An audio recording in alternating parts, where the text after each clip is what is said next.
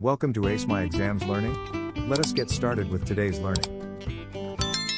Communism in Russia, 1900 to 1940. Case study: Stalin's 5-year plans. Question. Joseph Stalin improved the economy of the Soviet Union through a series of 5-year plans by the end of 1939. Do you agree with this statement? Use relevant historical evidence to support your line of argument. The approach to answer the above question. First, the question must be clearly understood.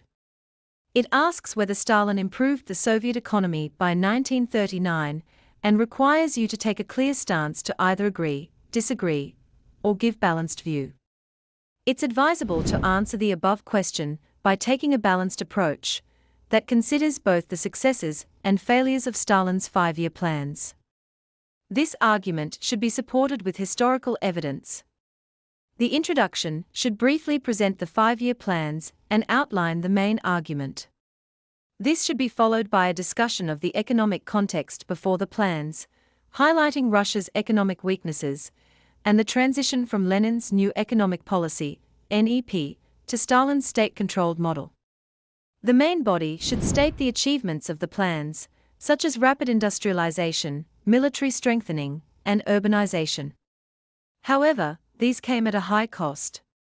The failures included forced collectivization, widespread repression, and inefficiencies due to unrealistic targets. In the conclusion, the successes of these plans should be weighed against their costs to emphasize that while Stalin's policies transformed the Soviet Union into an industrial power, the severe human suffering and long-term inefficiencies make the overall economic improvement debatable. Below is the full essay. Introduction. Joseph Stalin's 5-year plans, implemented between 1928 and 1939, aimed to transform the Soviet Union into an industrial superpower through centralized economic planning. While these policies resulted in rapid industrial growth and modernization, they also brought severe hardships, particularly in agriculture. This essay argues that although Stalin's 5-year plans significantly improved the Soviet economy in terms of industrialization, the devastating social and economic consequences of collectivization, forced labor, and widespread repression challenged the notion of their overall success. The background. Before the implementation of Stalin's 5-year plans, Russia remained largely agrarian with a weak industrial base. The Russian Empire, under the rule of the Tsars, had struggled with economic backwardness and social inequality. Industrialization had begun in the late 19th century, but the majority of the population were still peasants engaged in subsistence farming.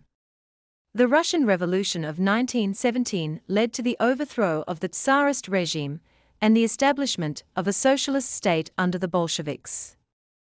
However, the economy suffered severely due to World War I, the Russian Civil War, 1918 to 1921, and war communism policies, which led to widespread famine and economic collapse. In response to the economic crisis, Vladimir Lenin introduced the new economic policy, NEP, in 1921, which allowed limited private enterprise and market-driven agriculture. The NEP helped stabilize the economy but was seen by many communists, including Stalin, as a temporary compromise with capitalism.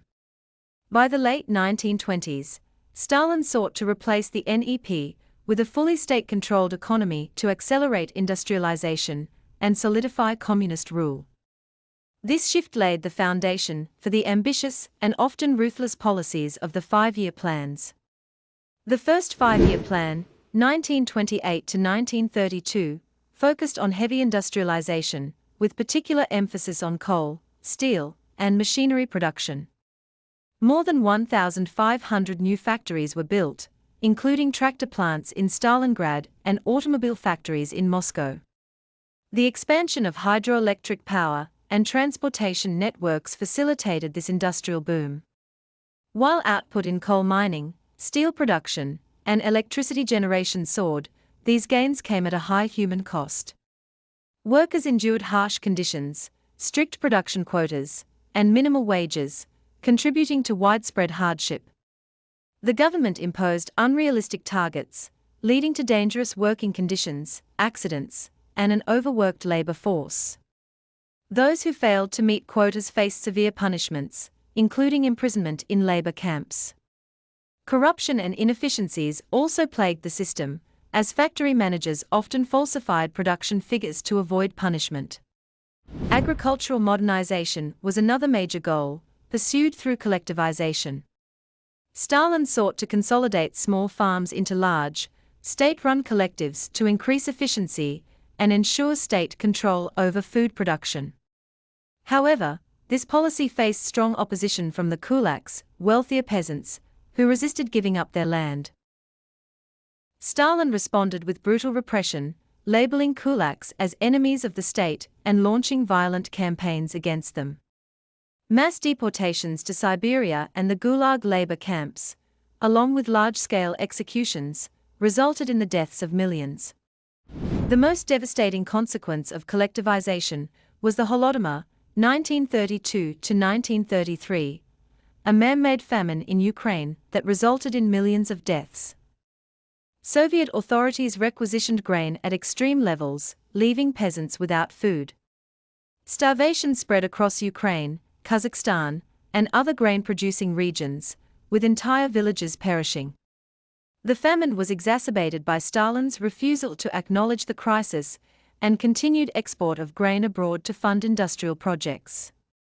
Collectivization not only failed to improve agricultural productivity, but also led to a dramatic decline in livestock numbers, soil depletion, and long-term food shortages. The Second Five-Year Plan, 1933 to 1937, aimed to build on the industrial progress of the first while addressing some shortcomings. Heavy industry remained a priority, but Stalin also sought to increase consumer goods production and improve transportation networks. Adjustments to collective farming allowed peasants to keep a portion of their produce, which helped reduce resistance to collectivization. Additionally, state-run farms, operating like factories with paid workers, were expanded. Despite some improvements, agricultural productivity remained weak, and food shortages persisted. Urban populations grew as millions of peasants moved to cities, but housing shortages, poor living conditions, and lack of consumer goods created further social discontent. The Third Five-Year Plan, 1938 to 1941, was largely shaped by the growing threat of World War II. Military production became a top priority, with increased emphasis on weapons manufacturing. While industrial capacity expanded further, Stalin's purges of skilled workers and engineers weakened efficiency. The Great Purge, 1936 to 1938, saw the execution or imprisonment of thousands of intellectuals, military leaders, and specialists, depriving the economy of vital expertise. The increased focus on armaments placed additional strain on the already struggling economy, while agriculture continued to suffer from collectivization's long-term effects. The purges created a climate of fear, where workers and managers prioritized meeting unrealistic targets over quality and efficiency, leading to production failures and wastage. Despite the economic achievements of the five-year plans, the human cost was immense. Forced labor played a crucial role in industrial expansion, with millions of prisoners in the Gulag forced to work under brutal conditions in mines, railways, and construction projects. Death rates in these camps were extremely high due to malnutrition, overwork, and exposure to harsh climates. The psychological toll on Soviet society was also severe, as fear and repression became ingrained in daily life. The rigid central planning system stifled innovation and adaptability, creating long-term inefficiencies that would later contribute to the Soviet Union's economic stagnation. In conclusion, Stalin's five-year plans undeniably transformed the Soviet Union into an industrial power. However, their success came at a significant cost, particularly in agriculture and human suffering. While the plans achieved their economic objectives in terms of industrial growth, their broader social and economic consequences undermine the notion that they represented an unequivocal improvement. The reliance on forced labor, widespread famine, political repression, and inefficiencies in production highlight the darker reality of Stalin's economic policies.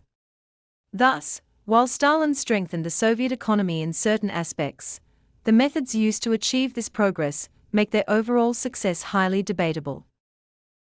To access more learning and exam preparation materials, go to www.acemyexams.coza. This link is also in the video description below. Thank you for watching this video. Remember to subscribe and be the first to know when we upload new videos.